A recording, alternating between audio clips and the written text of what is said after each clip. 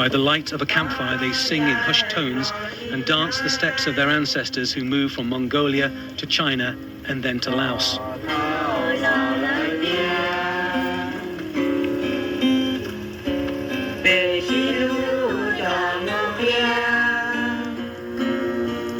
They try to retain what little culture they can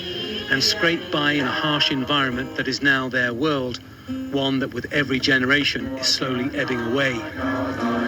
Cháu một giờ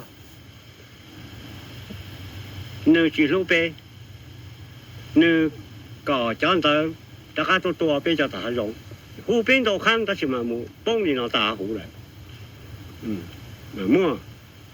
Well, it's a really strange situation at the moment. I was interviewing the leader and then suddenly he declared that I was formally being taken hostage until the United Nations could resolve their problem here. I did point out that one journalist like me couldn't resolve anything, certainly not from inside